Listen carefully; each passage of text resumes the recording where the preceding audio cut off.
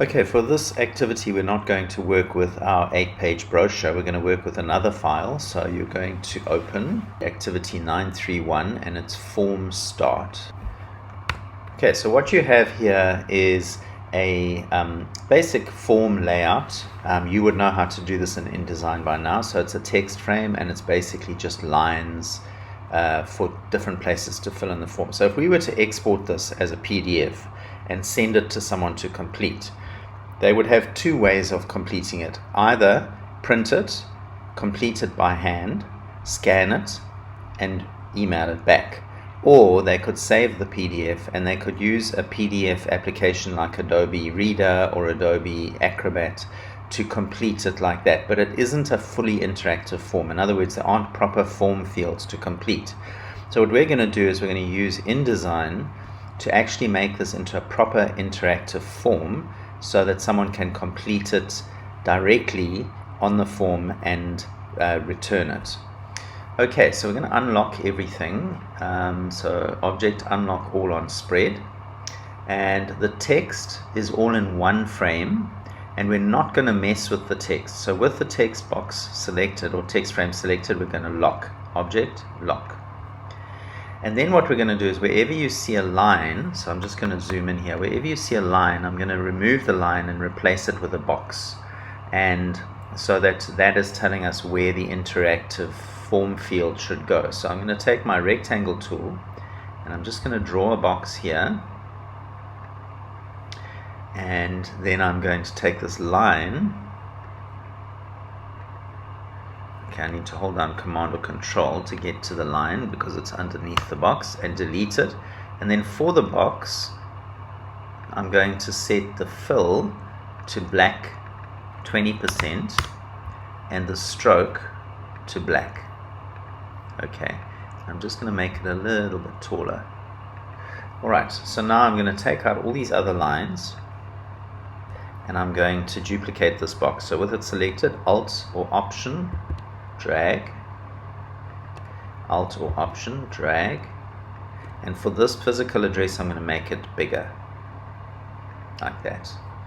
Alright, then school fees and holiday and plastic surgery and lobola, those are all fine. We can use these boxes, or they already made, but for the amount we need to Alt Option, drag a copy down, and I'm holding Shift while I drag so that they stay perfectly in line.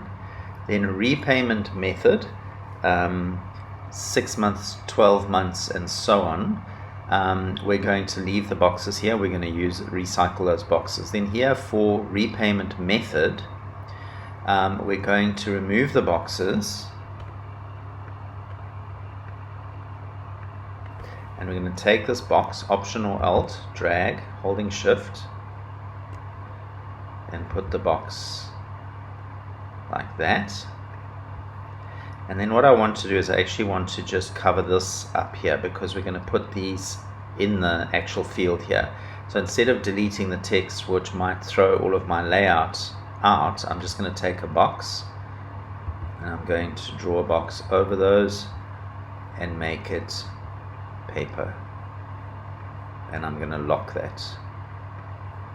Okay, then for province we're going to remove this line, and I'm going to take this and Alt or Option, drag down for there.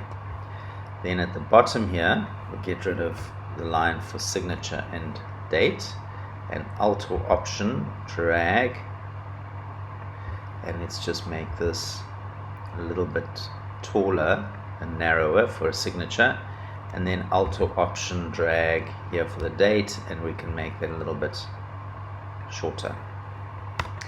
Okay, so we've got all of the boxes that we need, so now we can start actually building the form elements. So I'm going to select the box next to full name, zoom in a bit, and I'm going to go to Window, Interactive, Buttons and Forms.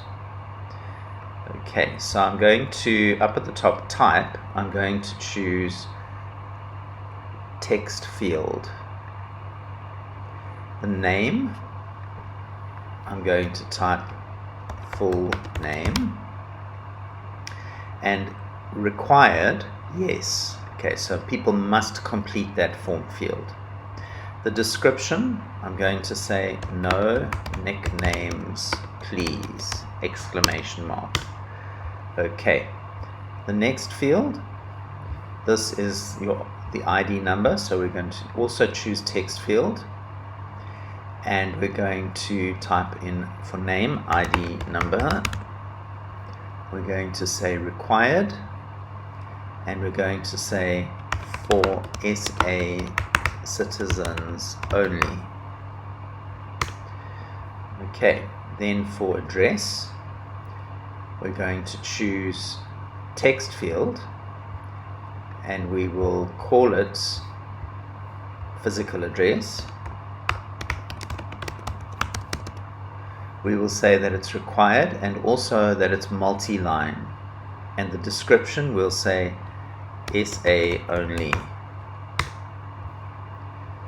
Okay, then for these 4 items, school fees, holiday, so if you're applying for a loan, you could possibly be asking for a loan for more than one of these items. So we need to make them checkboxes so that someone could, for example, check school fees and plastic surgery if they wanted to. So we're going to select the first one, hold down Shift, select all of them, and we're going to go to the type and we're going to choose checkbox.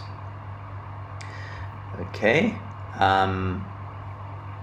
and we're going to name them. So I'm just going to click away and I'm going to take each one. So the first one is going to be named school fees. The next one, holiday.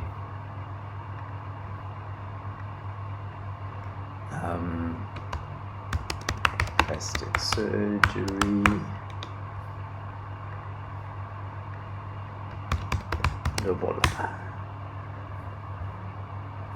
Okay,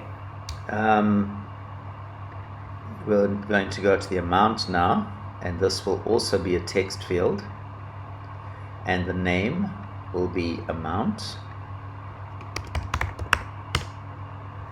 and we want to say required. What's the point of applying for a loan if you don't include the amount? And the description, we're going to say between 10K and 100K. Okay, next is the repayment method. So we're going to select each one of these, and you can only choose one of these. You can't say I want to repay my loan over 6 months and 24 months. It must only be one. So we're going to choose radio button.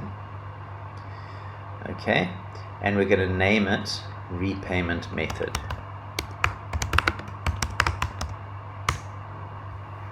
Okay, and then we're going to select each one and set the value. Where's the value here?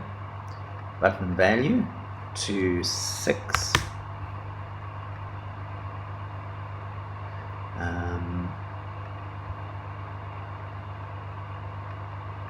12.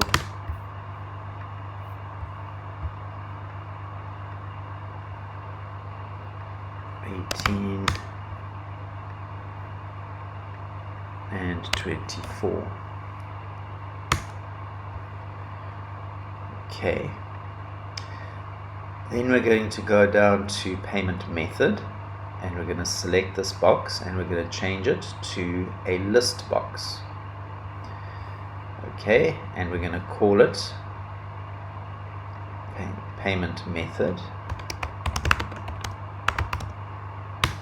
Let me just check this one here. Okay, this one actually isn't repayment method, this is repayment period. Period.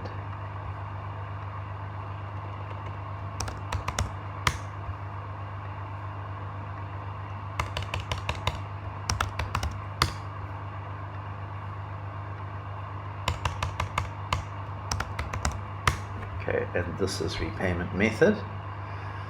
And then in the list items, we're going to select the first one, or type the first one, Visa, and press the plus button. Then we're going to type MasterCard, select the plus button,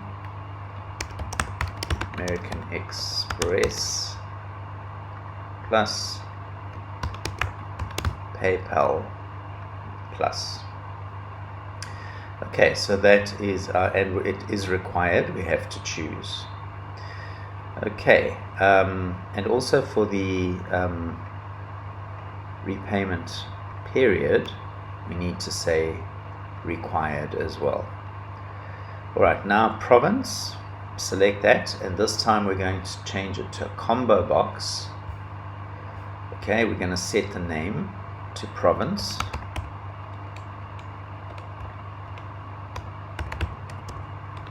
Okay, and we're going to, in the list items, we're going to type choose first. What you don't want to do is have your first item already selected, like Gauteng or something like that.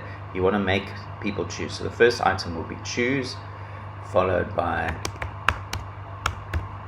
Gauteng, followed by KZN, Western Cape, Eastern Cape, Free State, Limpopo, Mpumalanga, Northwest, Northern Cape. Okay, and then we're going to say required, yes. And the option choose must be the one selected. So make sure you select choose so that that's the first option that appears. Alright, next signature. So here we're going to select this and we're going to change it to signature field. And the name will be sign here. And required, definitely. Next, date, and we're going to change that to a text field, and we're going to put in the name, which will just be date, and required, yes. Okay, now we want to make sure, even though we've done this in the right order, we want to make sure that as people fill in the form, when they press tab to go to the next form element, that it tabs to the next item and it doesn't jump around all over the place, because that's called the tab order. So we're going to go to object and down to where is it? Object, interactive, set tab order. Sorry, I didn't see that. Let's just check that the order is correct. So full name first, ID number, physical address, school fees, holiday, plastic surgery, Lobola, amount, then repayment period, 1, 2, 3, 4 options, payment method, province, sign here, date. So the order is correct. If we wanted to rearrange, all you do is select and use move up or move down to reorder them. So that's all good. Alright, so now we just want to put in a few extra bits of description. So for date, under description, we're going to say today's date. For province, we're just going to type choose one. For repayment method, we're going to say choose one. Okay, then the next thing we want to do is actually make two buttons to submit or clear. So I'm just going to take my type tool and I'm going to drag over here and I'm going to type submit, select it. I'm going to make it into something bold. Let's just say Arial bold, and we'll set the text to paper and the container to red. And then we go object, text frame options. Let's just set the inset spacing to 3 millimeters, and then just double click on the corner to make that a nice neat little button. So we'll put that there, and then I'm going to hold down Alt and drag a copy, and we'll go back to the first one and we'll type reset. Okay, and just double click to resize that as well. Alright, so for the reset button, we're going to go to our buttons and forms. We're going to click down here to convert to button. I'm going to set the rollover color to let's say red with a tint of 50.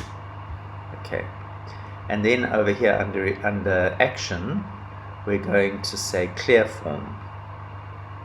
Okay, and we'll call this reset. We'll just correct that. Alright, then for the submit button, we're going to convert it to a button, set the rollover to 50% tint, and set the action to submit form. We'll call the button submit. And then at the over here, where do we want it to be submitted to? We're going to put in a URL, mail to, all one word, colon, and then we'll put in application at skebenga.co.za. Okay, so that's where this form will be submitted to once it's been completed. Alright, so now we should be ready to go. So we're going to save it. So I'll just save it to my desktop. And then we're going to go File, Export, Adobe PDF Interactive, and OK. And then everything should be okay here. We don't necessarily want to open in full screen mode. Everything else is fine. We need to make sure that Forms and Media Include All is on, and then we'll export it. Okay, so now I'm just going to go and find that on my desktop. Okay, there it is, Form Start. It's actually opened on my other screen here. Let me just bring it down. Okay, so here it is. And we can basically complete it straight in here. It's full name.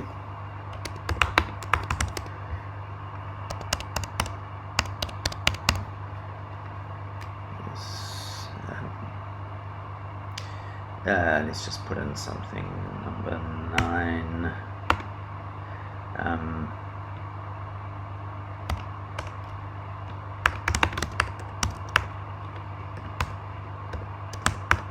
Whatever, and then let's say for holiday, and we're going to apply for 50,000 Rand.